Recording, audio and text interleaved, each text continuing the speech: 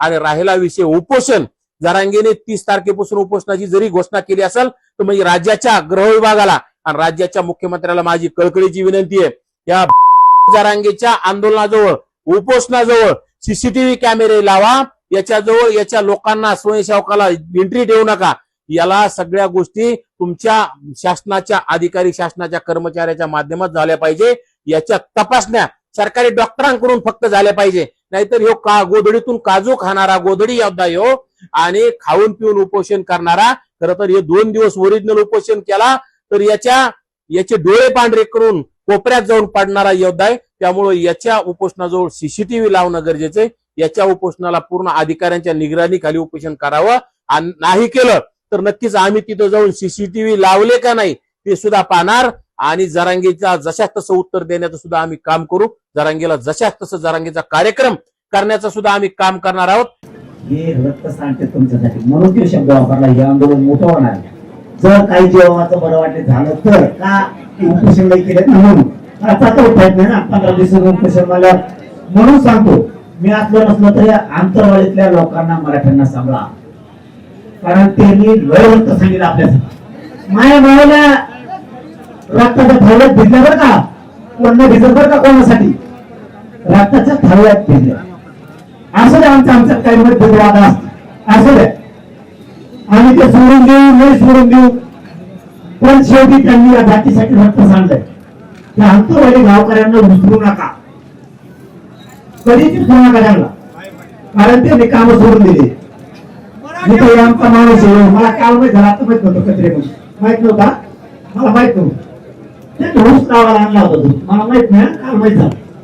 बेन आणलं होतं ऊस लावायला, चांगलं बेन होतं ते बेन नव्हतं. त्याने ऊस लावायला आणला कचरे काढला आणि इकडं झाला आंदोलन. ते मुळ्यातच ऊस उगला, ऊस लावायचं राहून गेला, मुळ्यातच उगला तसा तसाच. हे मोठे पण नाही त्या माणसाने नाही सांगितलं आम्हाला, हे मोठे पण नाही सांगायला. गाव थोडं झिजलं,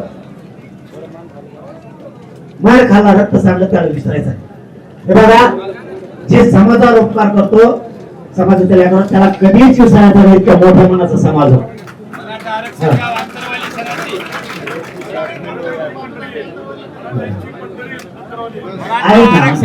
तुम्ही ते नाव दिलंय मराठी त्याला त्यांनी पुढचं करून सांगितलं. ऐका ऐका ऐका ऐका पुढचं करून सांगितलं. हे बघा संकट माहित होत नसतं हे गाव सांगत नाही, या अडचणीत आणते ते. बरं मी बोलू का म्हणतो त्यांना, बरं का मी बोलू का नका म्हणून मी दोनदा त्यांना म्हणलो, मी बोलतो म्हणलं. जर मुद्दा हे जेरी सांगत असले, माझ्यासाठी राजकारण नाही महत्वाचं या गावात, माझ्यासाठी या गावातला मराठा महत्वाचा. बरे आमचे मतभेद असतील काय तरी पण कोणत्याही मराठ्याला त्रास झाला तरी मला सहन होत नाही. माझ्या विरोधात बोलणाऱ्या इथल्या पण बांधवांचं मला काही गोष्टी कळायला होत्या, तरी मी बोललो काही मदतीला घेऊ का. गावकरी आत्या रातची सांगते एखादा मला असतात गेले बोलले आपल्या विरोधात काय जायचं.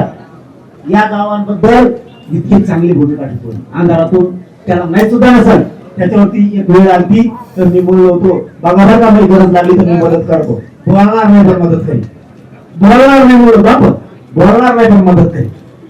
त्यावेळेस एका गावांना वाटलं मायाला विरोध असून सुद्धा ह्यो माणूस त्याला मदत करायचं म्हणतो, म्हणजे ह्यो माणूस किती माया करतो एखादा दुसरा मुलगा असता. म्हणजे हे गाव रक्त सांगलं त्या रक्ताची जाणीव सगळ्यांनी ठेवा. ते काय केशी मागं घेतल्या का नाही घेतल्या का ते देतो नाही तर, आणि काही करा कुठं काय जेला तर जायची तयारी जातीसाठी त्यांची. आणि महाराष्ट्रातल्या मराठ्यांना मुख्य प्रश्न सांगतो, ज्या केशी झालेल्या त्या तुम्ही ठेवू नका रे, काय होत नाही.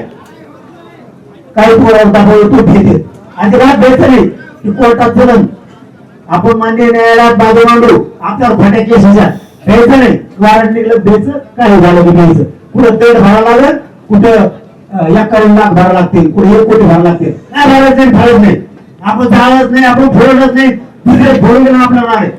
हा इथं निकाल लागला आपण हायकोर्टात जाऊ, सुप्रीम कोर्टात जाऊ, अजिबात काय भेटत नाही, अजिबात भेटत नाही. आणि हे आंदोलन शांततेत करा आणि सगळ्यांनी शांततेत गावाकडे जा. सांगितलेल्या वस्तू आम्हाला राहिलेल्या 15 दिवस उभा करायचंय. 30 मे तारीख देण्यात ठेवा. महाराष्ट्रातल्या सगळ्या मराठ्यांनी आंतरवाली 30 मेला यायचं. एकही मराठ्यांची गाडी, वाहन, रिक्षा, ट्रॅक्टर, टेम्पो, जीप, ट्रक काहीही घरी दिसता कामा नाही. ही आंतरवालीतच दिसली पाहिजे. चला, तुमच्या सगळ्यांचं मनापासून धन्यवाद.